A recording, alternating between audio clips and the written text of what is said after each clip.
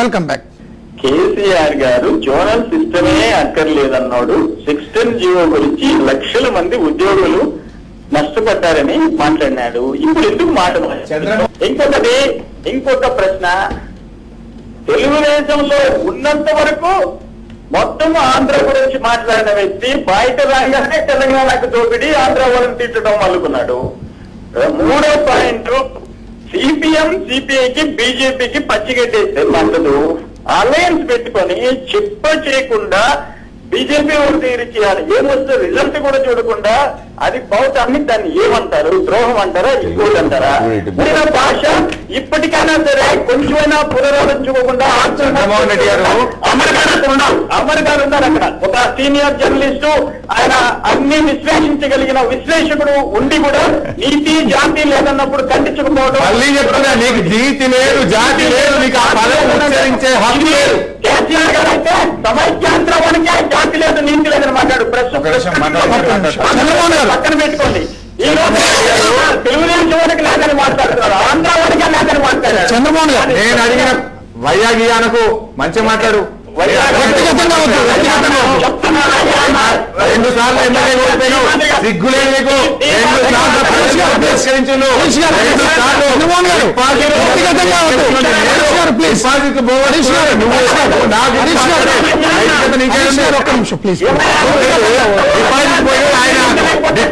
పోగొట్టి గెలిచిన నేను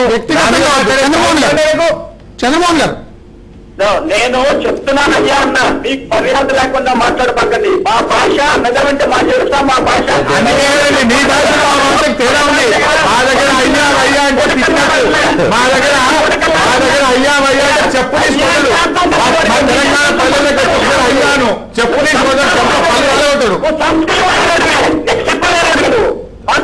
మర్యాద నేను అయ్యా అన్న కావాలంటే మూర్తిని రికార్డు మళ్ళీ ఓపెన్ చేస్తుండండి. ఉన్నవయ్యా అన్న అంటే ఏం అర్థం? ఉన్నవయ్యా అంటే తప్పయ్యా? అయ్యా అంటే మా తెలంగాణలో చెప్పు తీసుకు తెలంగాణకు మీకు అదే లేదా? తెలంగాణ పల్లెల్లో అయ్యా అని అనుకోండి. ఇవాళ మేము తెలంగాణ రావాలంటే పార్లమెంట్ లో బిల్లు పాస్ అయితే తెలంగాణ వస్తుంది. పార్లమెంట్ లో బిల్లు పాస్ కావాలంటే జాతీయ పార్టీలు తెలంగాణకు ఒప్పించాలి, జాతీయ పార్టీలను కూడా తెలంగాణ అనిపించాలి.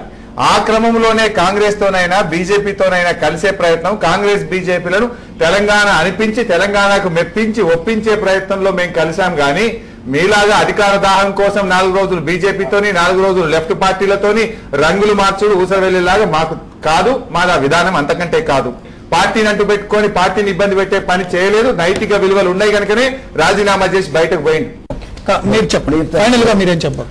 షామిల్ గారు, సమైక్యాంధ్రప్రదేశ్ కొరకు సీఎం ఆంధ్రులు చేసినటువంటి రాజ్యాంగబద్ధంగా అంబేద్కర్ ఆలోచన విధానాల్లో గాంధీ మార్గంలో శాంతియుతంగా నడుపుతున్నామండి. రాజ్యాంగేతరంగా ఒకరినొకరు నిర్మించుకోకుండా, ఆదేశాలకి లోను కాకుండా శాంతియుతంగా మన ఉద్యమాలు మనం నడుపుకున్నామండి. నరసింహారావు, ఫైనల్ కంక్లూడ్ చేయండి మీరు.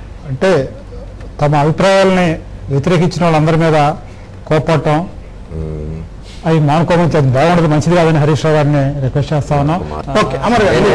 నేను చాలా ఎక్స్పెక్ట్ చేసి వచ్చినాను ఈ చర్చకి. సమైక్యంగా ఎందుకు ఉండాలో చెప్పడం లేదు, ఎందుకు విడిపోతాం అనే దాని మీద వాళ్ళు 100 పాయింట్లు చెప్తున్నారు. ఇక్కడ సమైక్యంగా ఉందాం అన్న దాని మీద వాళ్ళు ఏమన్నా స్పెసిఫిక్స్ చెప్తారేమో శామిల్ గారు కానీ నరసింహరావు గారు కానీ అని ఆశించి వచ్చినాను. నేను నిరాశ ఎదురై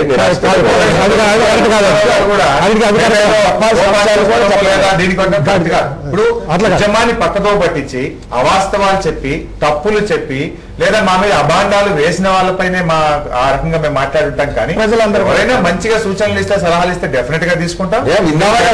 చర్చలో స్టేట్ గా పాల్గొనడానికి మాకు అభ్యంతరం లేదు. ఒక సమగ్రమైనటువంటి అర్థవంతమైన చర్చ జరగాలి అనే ఉద్దేశం కొద్దీ అక్రాస్ ది టేబుల్ కూర్చోబెట్టడానికి ప్రయత్నం చేశాం. ఇది నేటి చర్చ సారాంశం. మరిన్ని తాజా అప్డేట్స్ మళ్ళీ కలుసుకుందాం. Keep watching ABN Andhrajyothy. We report, you decide.